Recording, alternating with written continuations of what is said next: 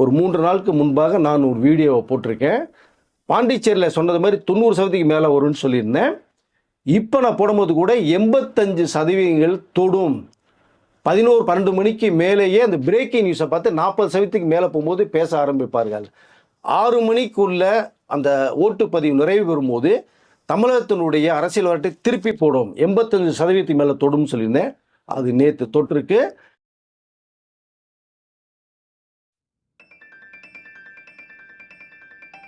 மூத்த பத்திரிகையாளர் வெங்கடேஷ் சார் நம்மளோட நினைஞ்சிருக்காரு. வணக்கம் சார். வணக்கம் சார். நீங்கள் சொன்ன மாதிரி தமிழ்நாட்டில் 80% 85% சாலிடாக வரும்னு நீங்கள் தான் ஃபஸ்ட்டு சொன்னீங்க. அதே மாதிரி வந்திருக்கு. இப்போ எந்தெந்த தொகுதியில் எவ்வளோ பர்சன்டேஜ் ஓட்டு வந்து பார்த்தீங்கன்னா விஜய்க்கு கிடைக்கும்? தாவேக்காவுக்கு வந்து தமிழ்நாட்டில் வந்து மொத்தம் சென்னையில் எவ்வளோ கிடைக்கும், கோயம்புத்தூர் இந்த மாதிரி பகுதிகளில் எவ்வளோ ஓட் சார் கிடைக்கும், அவர் எந்த அளவுக்கு வின் பண்ணுறதுக்கான பாசிபிலிட்டி இருக்குது, டீட்டெயில்ஸ் கையில் இருக்குன்னு நீங்கள் எவ்வளோ பர்சன்டேஜ்லேருந்து எல்லா டீட்டெயிலும் எடுத்து வச்சுருக்காரு நீங்கள் சொல்லுங்கள். இப்போ தமிழக அரசியல் வரலாற்றிலேயே 2026 பதிவான வாக்குகள் பர்சன்டேஜ் வந்து கண்ணாப்புறான்னு அதிகம் சார். நான் டீட்டெயில்ஸ் உங்களுக்கு சொல்கிறேன். அதற்கு முன்பாக இந்த நேற்று எலெக்ஷன் நடந்தது இல்லை, ஏப்ரல் 23 அப்போ அந்த வாக்காளர்களுடைய சூழ்நிலை என்ன, வெளிநாட்டில் இருந்த வாக்காளர்கள் என்ன, இங்கே எத்தனை பேர் ஊருக்கு போய் சிரமப்பட்டு பதிவு பண்ணாங்க அப்படிங்கிற விஷயத்துக்குள்ளே போயிட்டு வரலாம் அப்படின்னு நினைக்கிறேன். ஏன்னா ரொம்ப சிரமப்பட்டு வந்த அது நிறைய பேர் பதிவுப்படுத்த பார்க்க முடிஞ்சுது. அதில் குறிப்பாக பார்த்தீங்கன்னா ஜெர்மனியிலேருந்து அம்மாவும் பொண்ணு 2 பேரும் 3 ஃப்ளைட்டு மாறி வர்றாங்க. 2 ஓட்டு போடுறதுக்காக 3 ஃப்ளைட்டு மாறி மாறி மாறி மாறி வந்து அவங்களுடைய அம்மாவும் பொண்ணு பேசுகிற ஒரு வீடியோவே இருக்குது, விட்டுருக்காங்க. ஸோ இது எப்படி பார்க்குதுன்னா, எந்த முறையும் இல்லாத அளவுக்கு வெளிநாட்டிலேருந்து இவ்வளோ பேர் வந்து கிட்ட லட்சம் பேர்கள் மேலே வந்ததாக ஒரு தகவல் வருது. ஸோ அவ்வளோ பேரும் இங்கே வந்து வாக்குகளை பதிவு செய்யப்பட வேண்டும். கிட்டத்தட்ட துபாயிலேருந்து ஒரு பையன் 28 வயசு, இது வரைக்கும் நான் வாக்கே போட்டது கிடையாது, ஓட்டே போட்டது கிடையாது, இந்த முறை நான் போடணும்னு சொல்லி துபாய் வந்து இந்த எமிரேட் ஃப்ளைட்ஸில் வந்து சென்னை வந்து போட்ட ஒரு வீடியோவும் பதிவு பண்ணது ஒன்று இருக்குது. ரெண்டாவது மலேசியாவிலேருந்து ஒரு பொண்ணு ஃப்ளைட்டை மிஸ் பண்ணிடுச்சு, உட்காந்து ஏர்போர்ட்லேயே உட்காந்து அழுத ஒரு வீடியோ. நான் ஃப்ளைட்டை மிஸ் பண்ணிட்டேன், என்னால் வர முடியல, ஒரு ஓட்டு என்னால் போட முடியாமல் போச்சு, ஸோ நாங்கள் விரும்புகிற விஜய் அவர்களுக்கு அப்படிங்கிற அந்த விஷயத்தை அவங்களுடைய அந்த ஆதங்கத்தையும் வெளிப்படையும் சந்தோஷத்தையும் ஆர்வத்தையும் நான் பார்க்க முடியும். லண்டன்லேருந்துலாம் மிகப்பெரிய குரூப்பே வந்துருச்சு. இந்த பக்கம் மலேசியா, சிங்கப்பூர்னு வந்து வெளிநாட்டில் வந்து இறங்கினவர்கள் வந்து கிட்ட லட்சத்துக்கு மேற்பட்டவர்கள் ஒரு தகவல் வருது சார். இது எல்லாமே நாங்கள் விரும்புகிற அவருடைய படத்தை பார்த்து ரசித்த நாங்கள் ஏதோ ஒரு விஷயத்தை ஒன்று எதிர்பார்த்து மாற்றத்தை உருவாக்கணுங்கிற தோட்டத்தில் வரக்கூடிய விஜய் அவர்களுக்கு வாக்குகளை செலுத்துறதுக்காக நாங்கள் வந்திருக்கோங்கிற அந்த தகவல் பார்க்கும்போது ரொம்ப சிறப்பாக இருந்தது. அந்த ஒரு விஷயத்தையும் விஜய் வந்து கடந்த 21 பிரச்சாரத்தில் நந்தனத்தில் வெளிநாட்டிலேருந்து வந்து ஓட்ட போடக்கூடிய வரக்கூடிய அத்தனை நல்ல உள்ளங்களும் என்னுடைய மனமார்ந்த நன்றியை தெரிவிச்சுக்கிற விஷயத்தை வேறு சொன்னார். அது பார்க்க முடிஞ்சது நேற்று. அதற்கு பிறகு பார்த்தீங்கன்னா இங்கே இந்தியாவிலே பல மாநிலத்தில் இருக்காங்க, நான் ஏற்கனவே சொல்லியிருக்கேன். அவர்கள் ஒரு பக்கம் வந்தது, பாதி பேர் வந்து இறங்கிட்டாங்க. தமிழ்நாட்டில் இருக்கிறவர்கள் அவர் சொந்த ஊருக்கு போகிறது, இப்போ மதுரையோ திருச்சியோ கோயம்புத்தூரோ கன்னியாகுமரியோ போனவர்கள் வந்து போகிறதுக்கான ஏற்பாடுகள் பண்ணும்போது அந்த நெருக்கடி, அந்த 23 காலை 7 மணிக்கு வாக்குப்பதிவு ஆரம்பமாகுது. 22 இரவு வந்து ஊருக்கு பரப்புறாங்க. மிகப்பெரிய ஒரு போராட்டமாக இருக்குது. நிறைய பேருக்கு சொந்த ஊருக்கு போகிறதுக்கான வாய்ப்புகள் குறைவாக இருக்குது. இந்த தீபாவளிக்கு, ஃபெஸ்டிவலு, பொங்கல், அப்புறம் தமிழ் புத்தாண்டு, இந்த அளவுக்குலாம் நியூஇயர்க்கெலாம் நிறைய பேர் சென்னையிலேருந்து மற்ற ஊர்களுக்கு போகிறத நம்ம பார்த்துருப்போம். அவ்வளோ பஸ் வசதிகள், அவ்வளோ போக்குவரத்துகள் இருந்தும் இந்த முறை எல்லாமே இருக்குன்ற ஒரு தகவல் வந்தும் சரியான நேரத்துக்கு எங்களால் ஊருக்கு போக முடியலன்னு சென்னை இங்கே கிளாம்பாக்கத்தினுடைய அந்த பஸ் ஸ்டாண்டில் வந்து கதர்ன பல பேரை பார்க்க முடிஞ்சுது. எங்களால் ஊருக்கு போக முடியலன்னு நிறைய பேர் பார்த்தீங்கன்னா இந்த ஜென்ஸ்லாம் பார்த்தா பைக்கில் லிஃப்ட்டு போய் கேட்டு போனது இருந்தது. சென்னையிலேருந்து எப்படியா கடந்து போயிடுவோம், செங்கல்பட்டு, விழுப்புரம், திண்டிவனம், அப்படி இப்படின்னு போய் பைக்கில் போனது. அப்புறம் டாட்டா ஏஸு, குட்டி யானை வரும்போதெல்லாம் வண்டியை நிப்பாட்டி நின்றுட்டு கூட நாங்கள் வந்துடும்னு சொல்லி ஏறி போனது. லாரியில் மேலே டாப்பில் டிரைவர் சீட்டுக்கு மேலே ஒரு சின்ன ஒரு டாப் இருக்கும். அப்போ அதை கிட்டத்தட்ட ஒரு 20-30 வருடங்களுக்கு பிறகு அந்த டாப்பில் வந்தவர்கள் நிறைய பேர் இருக்காங்க, சின்ன லாரியில் வந்தோன்னு சொல்லுவாங்க. அந்த மாதிரி படித்த இளைஞர்கள் லட்சமாக சம்பாதிகள் ஓட்டு போடுறதுக்காக லாரியில் ஏறி போன ஒரு சம்பவம். ஸோ இவர்களுடைய அந்த ஆதங்கம் இது எங்களுக்கு சரியான நேரத்துக்கு போக முடியுமா என்னன்னு சொல்லி இவ்வளோ போராட்டத்துக்கு நடுவுலேயும் அவள் சொந்த ஊருக்கு போய் அந்த 6 மணிக்கு முன்பாக போய் ரீச் பண்ண முடியலன்னா அந்த பூத்து முன்னாடி கதறின அத்தனை பேருடைய மனசு வலியை உணர முடிஞ்சுது. இப்போ கிட்டத்தட்ட ஒருத்தருக்கு ஓட்டு போடுறதுங்கிறது எல்லாருக்குமே தெரிஞ்ச விஷயம். விஜய்க்காக வந்தவர்கள் நிறைய பேர் போகணுங்கிற ஒரு கருத்துக்கள் நிறைய இருந்தால் கூட இந்த 4 முனை போட்டியில் 4 பேருக்குமே ஓட்டு போகிறதுக்கு சில பேர் இருப்பாங்க இல்லையா, அவர்களும் போகலைங்கிற வருத்தத்தை தெரிவித்தாங்க. இது கொஞ்சம் ஏற்பாடுகள் சிறப்பாக செஞ்சதில் இருக்கும். 1 மணிக்கு மேலே போக்குவரத்துகள் வந்து எதுவுமே இல்லைங்கிற ஒரு தகவல் வந்தது. ஸோ இவ்வளோ பாடுபட்டு, இவ்வளோ அரும்பாடுபட்டு வெளிநாட்டிலேருந்து வந்து உள்ளூர்லேருந்து போய் சொந்த ஊருக்கு போய் ஓட்டுப்பட்டவர்களுடைய அந்த வழியிலையும் விதையிலையும் எப்படியாவது எங்களுக்கு வந்து ஏதாவது ஒரு மாற்றம் தேவைங்கிற ஒரு விஷயத்திற்காக நாங்கள் வந்திருக்கோம்னு சொல்லப்பட்ட அந்த கருத்தையும் நம்ம பார்க்க முடிஞ்சது. ஸோ கிட்டத்தட்ட பார்த்தீங்கன்னா ஒரு அதாவது அங்கேருந்து வந்தவர்லேருந்து இங்கேருந்து போனவர்லேருந்து ஒரு 10% ஓட்டு போட முடியலைங்கிற ஒரு தகவலும் நமக்கு வருது. இது ஸோ 6 மணி வரைக்குமே சிறப்பாக ஓட்டுப்பதிவு எந்த இதுவுமே இல்லாமல் நடைபெற்றதாக நமக்கு வந்த ஒரு தகவல். தமிழகத்தின் அரசியல் வரலாற்றிலே இதுவரைக்கும் பதிவாகாத வாக்குகள் பெர்சன்டேஜ் வந்து பதிவாயிருக்கு.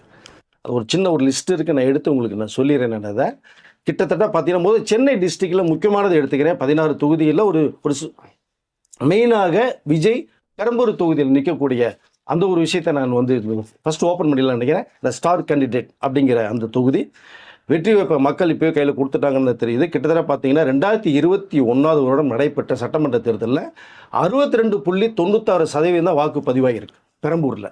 இந்த முறை விஜய் நிற்கிறதுனால 2026 அந்த தேர்தலில் விஜய் நிற்கும் அந்த பெரம்பூர் தொகுதியில் 89.73% வாக்குகள் பதிவாயிருக்கு.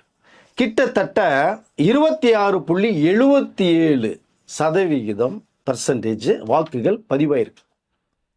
இது மிகப்பெரிய ஒரு சம்பவத்தை ஏற்படுத்தியிருக்கு அப்படின்னு பெரம்பூர் தொகுதியுடைய மற்ற வேட்பாளர்களும் மற்ற பேசக்கூடிய நிறைய அரசியல் விமர்சகர்களும் கருத்தை தெரிவிக்கிறாங்க. மிகப்பெரிய ஒரு ரெக்கார்ட் பிரேக் இது. பெரம்பூரில் மட்டும் இல்லை, தமிழகத்திலேயே மிகப்பெரிய ஒரு வரலாற்று சாதனையை படைச்சிருக்கு அப்படின்றாங்க. 2021 நடைபெற்ற தமிழக சட்டசபை தேர்தலில் மொத்த வாக்காளர்கள் 6,28,23,749 வாக்காளர்கள். அதில் பதிவான வாக்குகள் வந்து 4,62,56,553 வாக்குகள். ஸோ பெர்சன்டேஜ்னு எடுத்துக்கிட்டிங்கன்னா 73.63% பெர்சன்டேஜ் வாக்குகள் பதிவாயிருக்கு 2021. இப்போ இந்த முறை 2026 இதே தான் இருக்கும் அப்படின்னு நினைக்கும் போது தான் நான் இப்போ இங்கே குறிப்பிடுறேன். ஒரு 3 நாளுக்கு முன்பாக நான் ஒரு வீடியோவை போட்டிருக்கேன்.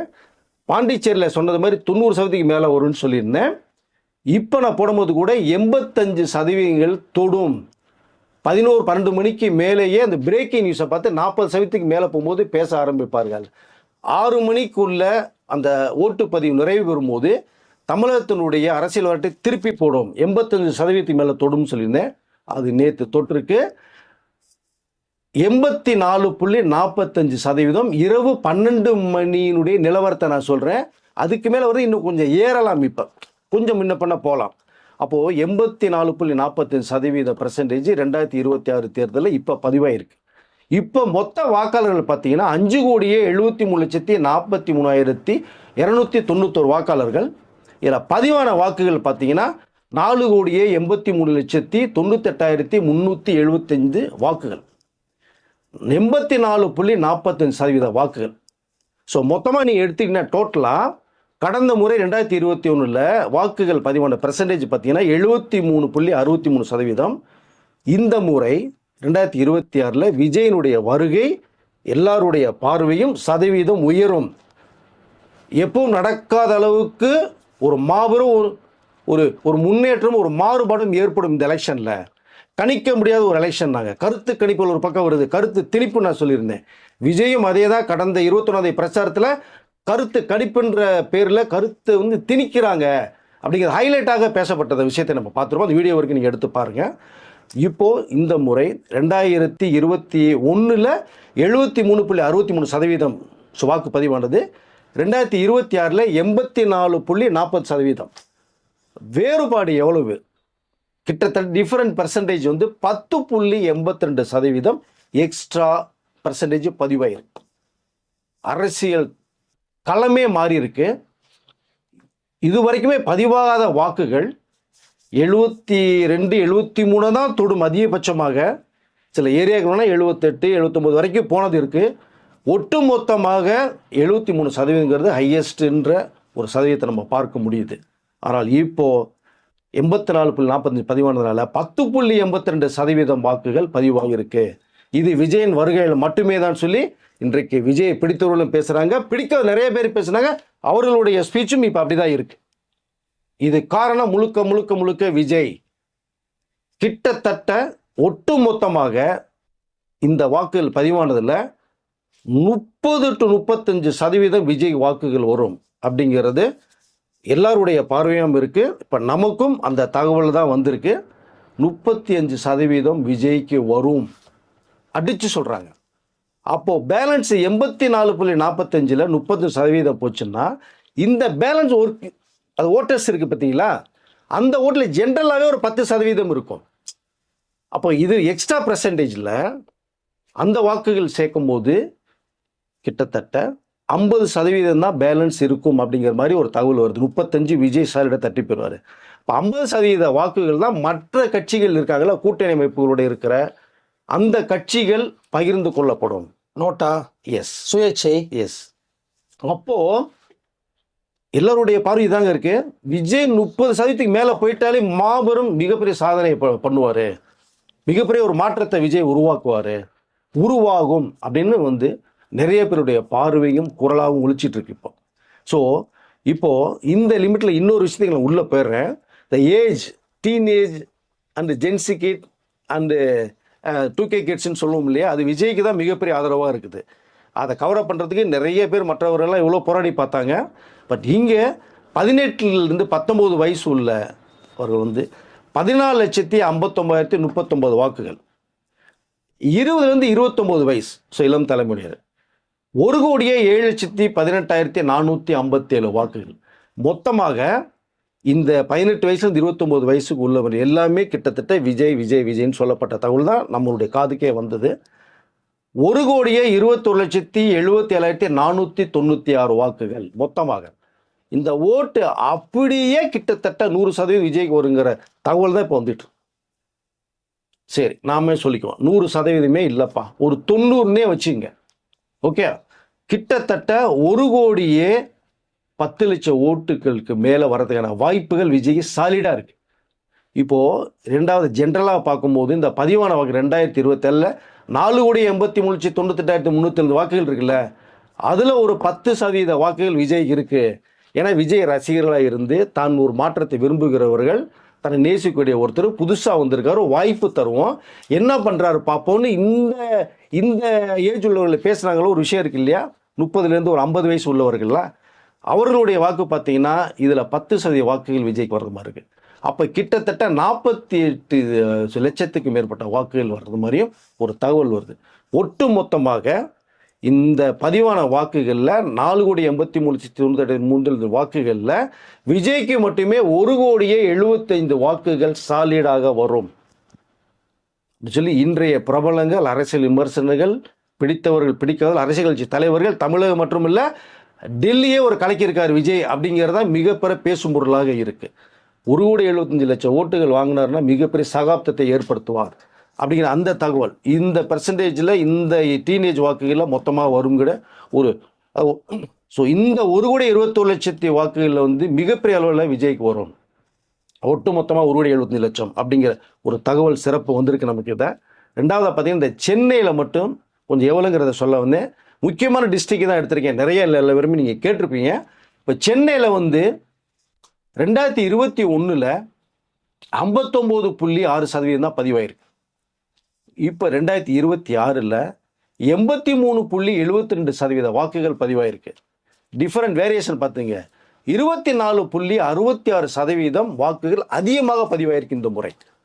சென்னை 16 தொகுதிகளை கொண்டது, மிகப்பெரிய ஒரு கோட்டை அப்படி அசைச்சிருக்காருன்னு சொல்லியிருக்கேன். கிட்டத்தட்ட அசைச்சிருக்காரு விஜய். சென்னையில் கடந்த 2021 59.75% வாக்குகள் பதிவாயிருக்கு. இந்த முறை 2026 விஜயனுடைய வருகையினால் ஏற்பட்ட மாற்றம் மிகப்பெரிய அளவில் 83.41% பதிவாயிருக்கு. அப்போது வித்தியாசம் என்னன்னு கேட்டிங்கன்னா 23.66% வாக்குகள் இந்த பெர்சன்டேஜ் மாறி இருக்கு.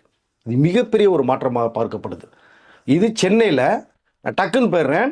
திருச்சி கிழக்கில் பார்த்தீங்கன்னா கடந்த முறை 2021 69.94, இந்த முறை 2026 81.69.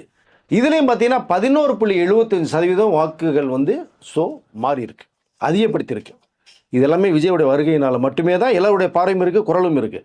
கரூர் 2021 83.92%. இந்த முறை 2026 91.86%. கிட்டத்தட்ட 7.94% வாக்குகள் அதிகமாக 8% வரை. கோயம்புத்தூரில் கடந்த முறை 2021 68.70%. இந்த முறை 2026 84.73%. மொத்தமாக 16.8% அதிக வாக்குகள்.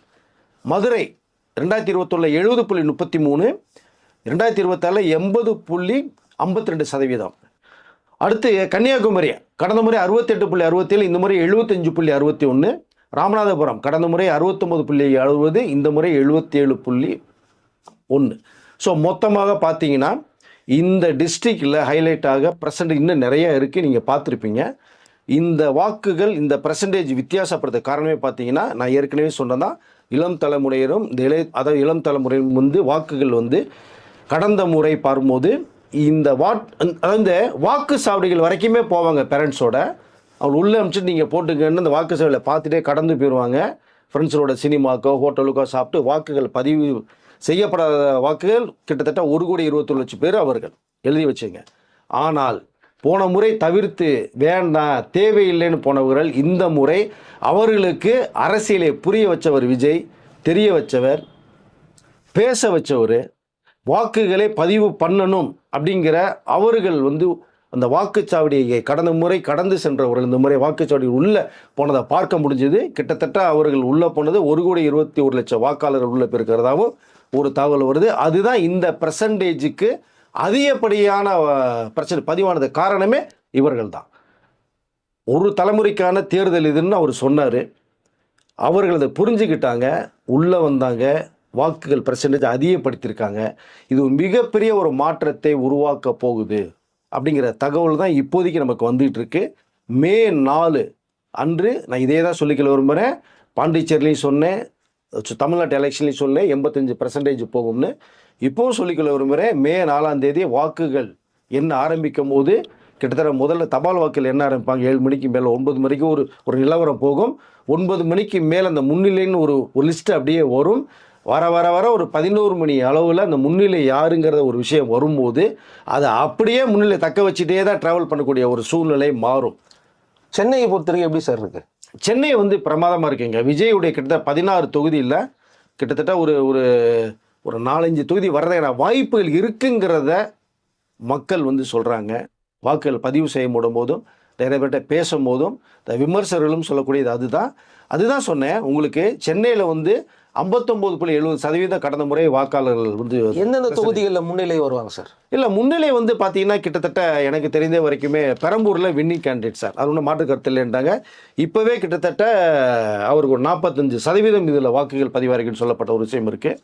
அப்புறம் பார்த்தீங்கன்னா ஆர்கே நகர் கிட்டத்தட்ட 89% வந்து 90 அடிச்சிட்டாங்க. அது ஒரு விஷயம் பார்க்கப்படுது. வில்லிவாக்கம் 85%. அது கிட்டத்தட்ட மிகப்பெரிய அளவில் இருக்குது அப்படிங்கிறதான் பார்க்கப்படுது. இங்கேயும் விஜயுடைய வருகை எந்த அளவுக்கு தெறிக்க விட்டார் ரோட் ஷோலுங்கிறத பார்க்க முடியுது. அடுத்து விருகம்பாக்கம், ஸோ அவருடைய தொகுதியினை எடுத்துக்கலாம். அதில் 85% வாக்குகள் பதிவாயிருக்கு. ஸோ நீங்கள் இந்த 16 தொகுதியில் எடுத்துக்கிட்டிங்கன்னா வேளச்சேரியிலேருந்து எல்லாமே வந்து 82, 83, 85 அந்த மாதிரி ஒரு பெர்சன்டேஜில் தான் வாக்குகள் பதிவாயிருக்கு. ஸோ அதில் கிட்டத்தட்ட எனக்கு தெரிந்தே சென்னையில் ஒரு 15 to 20% வாக்குகள் எக்ஸ்ட்ராவாக எல்லா வரையிலையும் வந்து இதை பதிவு செய்யப்பட்டிருக்கு.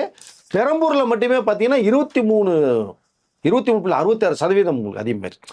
ஸோ அப்போது கிட்டத்தட்ட சென்னையிலையும் விஜயுடைய அந்த அந்த வெற்றி வகை வந்து கண்ணுக்கு தெரியுற மாதிரி தான் நிறைய பேருடைய அந்த கருத்துக்கள் நமக்கு வெளில வந்துட்டுருக்கு சார். இப்போ எல்லாமே ஏகப்பட்ட வித்தியாசங்கள் வந்திருக்கு. போன முறை போட்டதை விட இந்த முறை எல்லா தொகுதிகளிலும் மக்கள் வந்து அதிகமாக போட்டிருக்காங்க. எஸ், அதிகமாக ஏன் வந்து போட்டிருக்காங்க? ஏன் சதவீதம்? ஒவ்வொரு இடங்கள்லையும் வந்து 10%, 20% கொஞ்சம் கொஞ்சமாக இன்க்ரீஸ் ஆகிட்டே போயிட்டுருக்கு. ஸோ இதனால தான் வந்து பார்த்தீங்கன்னா நிறைய பேர் குழப்பம் வந்திருக்கு. ஏன் மக்கள் இவ்வளோ வேகமாக வந்து ஓட்டு போட ஆரம்பிச்சிருக்காங்க அப்படிங்கிறது. ஸோ இதுலேருந்தே கிட்டத்தட்ட வந்து பார்த்தீங்கன்னா நம்மளுக்கு ஒரு 50% என்ன நடக்க போகுது அப்படிங்கிறது தெரிஞ்சிருச்சு. அடுத்த வீடியோவில் இன்னும் மற்ற இடங்களில் தாவேக்கா எங்கெங்கெல்லாம் அதிகமான சதவீதம் வரப்போகிறது அப்படிங்கிறத அடுத்த வீடியோவில் பார்க்கலாம் சார். நன்றி சார். நன்றி சார்.